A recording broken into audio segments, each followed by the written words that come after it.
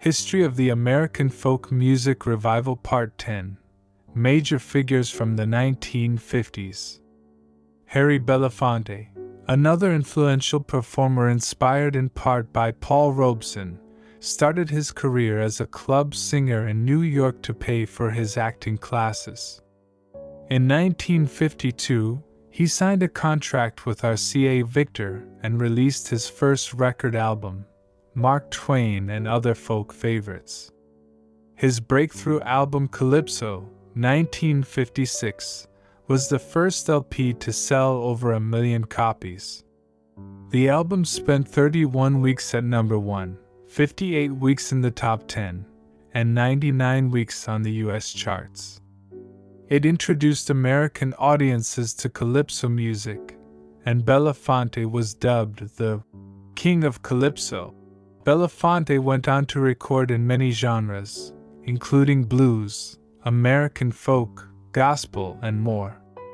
Odetta sang Water Boy and performed a duet with Belafonte of There's a Hole in My Bucket that hit the national charts in 1961. Odetta Holmes. Starting in 1953, singers Odetta and Larry Moore recorded some songs, with the LP being released in 1954 as Odetta and Larry, an album that was partially recorded live at San Francisco's Tin Angel Bar. Odetta enjoyed a long and respected career, with a repertoire of traditional songs, for example, spirituals, and blues until her death in 2008, becoming known as the voice of the civil rights movement and the Queen of American Folk Music, Martin Luther King Jr. The Kingston Trio was formed in 1957 in the Palo Alto, California area by Bob Shane, Nick Reynolds, and Dave Guard, who were just out of college. They were greatly influenced by the Weavers, the calypso sounds of Belafonte, and other semi-pop folk artists such as the Gateway Singers and the Terriers.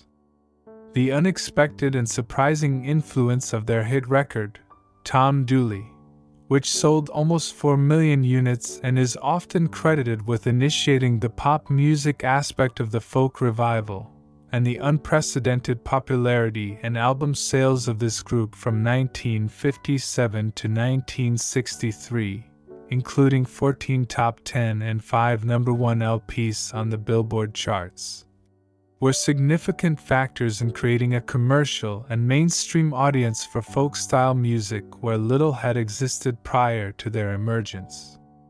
The Kingston Trio's success was followed by other highly successful 60s pop folk acts, such as the Limelighters and the Highwaymen.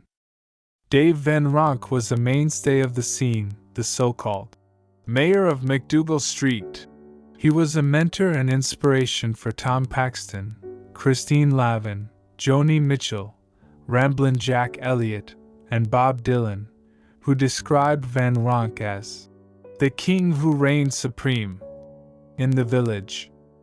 Joan Baez's career got started in 1958 in Cambridge, Massachusetts, where at 17 she gave her first coffee house concert.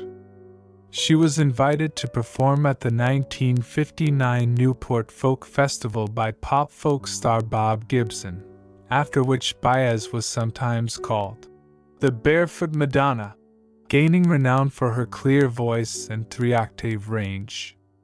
She recorded her first album for an established label the following year, a collection of laments and traditional folk ballads from the British Isles, accompanying the songs with guitar. Her second LP release went gold, as did her next live albums. One record featured her rendition of a song by the then unknown Bob Dylan. In the early 1960s, Baez moved into the forefront of the American folk music revival. Increasingly, her personal convictions, peace, social justice, anti-poverty, were reflected in the topical songs that made up a growing portion of her repertoire, to the point that Baez became a symbol for these particular concerns.